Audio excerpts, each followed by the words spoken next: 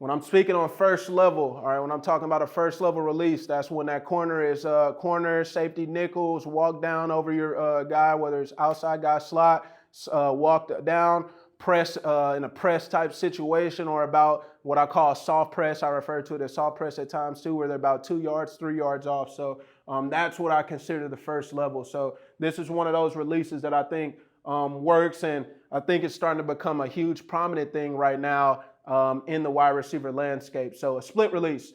So when I'm speaking on a split release, all right, a split release, all that is, all right, I'm going to allow myself to have a two-direction ability for a release. Give myself whether I want to go inside or outside. So biggest thing is, all right, on a split release, my back foot, all right, is coming even with my inside foot. And again, once I'm at this standpoint, I can go inside or outside, whichever way I need to go to get myself in and out of that route. But the biggest thing that I stress to these guys, all right, is you got to be quick into it and you got to be explosive out of it. All right, again, with the split release, you have to be quick into it and you got to be explosive out of it, because if you're not, that's going to allow the DB to get you jammed, to get hands on. So again, if I'm going really fast here, just facing that direction, if I'm working a split release, all right, again, I don't want guys to jump up right here. You're exposing your chest, and now that DB is in a position to jam you and get hands on. So right here, I want to be as quick as possible. I'm right here now, and now I can go either direction. It's just like being a basketball player. Again, I'm in that position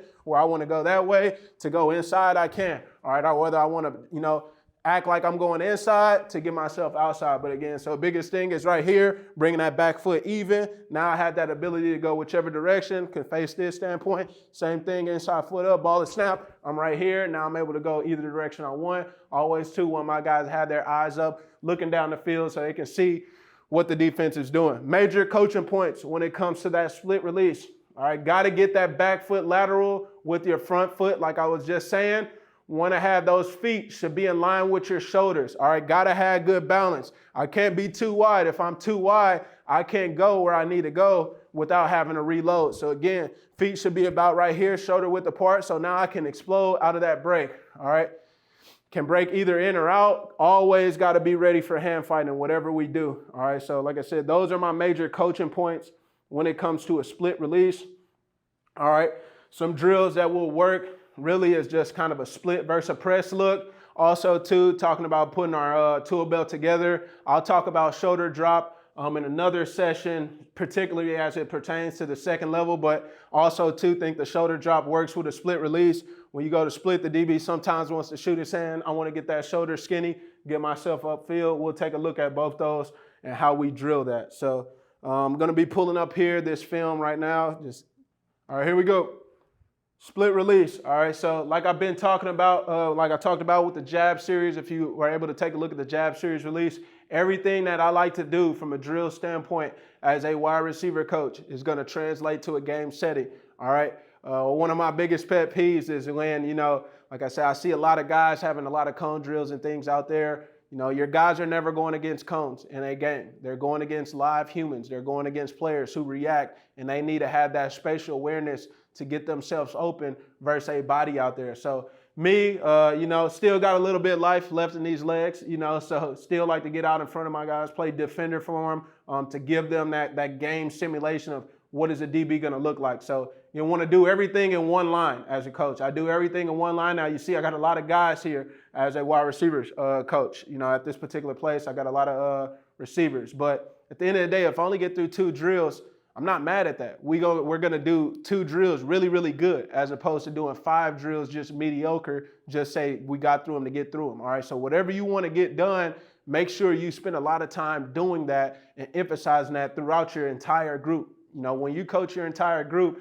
not only does it signal to the star player like, hey, man, you're going to get held accountable just like the last guy is. But then you're also building up those players who might not get in the game for you, that I care about you too just as much as I do that other guy. And I'm going to coach you the same way in which I'm being coached. And at the end of the day, you're just building up that whole team love, that team camaraderie that you have in your group and strong standing with your group. So again, right here, always want to do things on the line. Anytime I'm talking to my guys about, hey, I want to get a DB off my line, I like to do things from the sideline going out. All right, now we never running routes from the sideline going out, but I like it because it gives you that line, that visual representation for your guys of moving the defender off his line. So right here, you'll see, all right, sometimes we just rapid fire. Always want to work both directions though. Anytime I'm doing a drill, I want to make sure they're working it with their left foot up or their right foot up, all right, working going left or going right. So right here, we'll see hands are ready for combat, all right, split.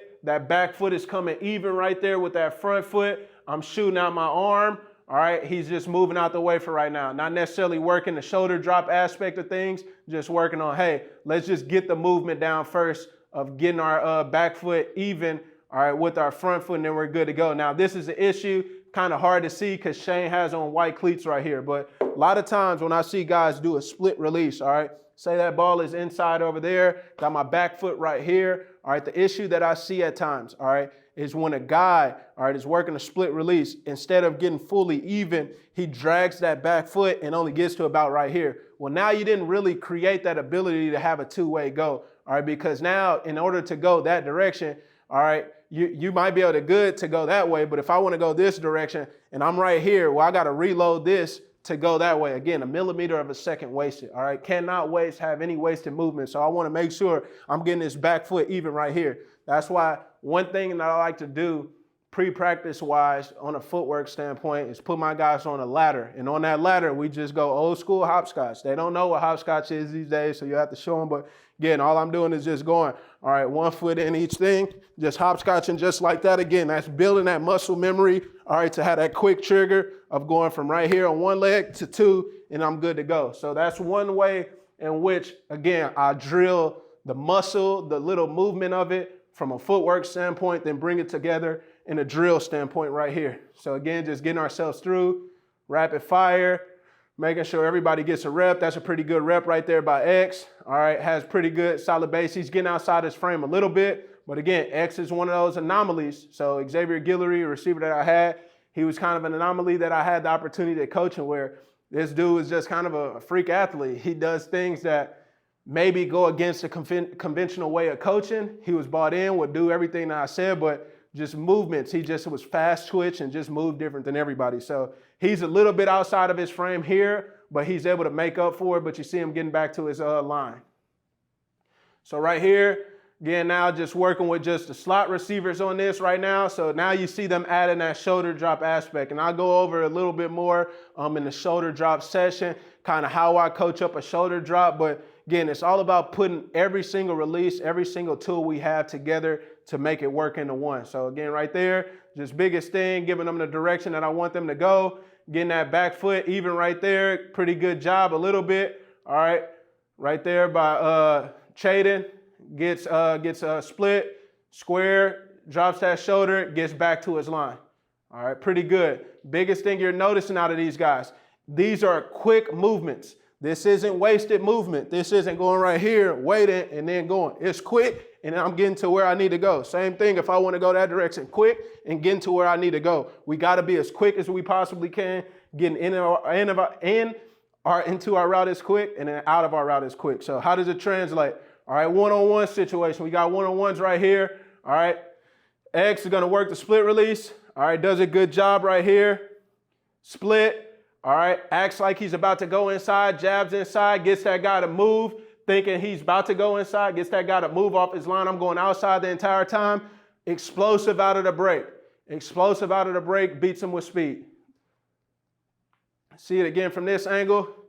Split, kind of hezzies a little bit. Now again, I always, one of my biggest coaching philosophies that I've adapted over my time, I always tell my guys, hey, this is a democracy, not a dictatorship. All right, it's a democracy, not a dictatorship. What do I mean by that? All right, when I say it's a democracy, not a dictatorship, you don't have to do X release on X play. I don't like that. I don't like handcuffing my guys and saying, hey, like, you don't have the ability to be a human, all right?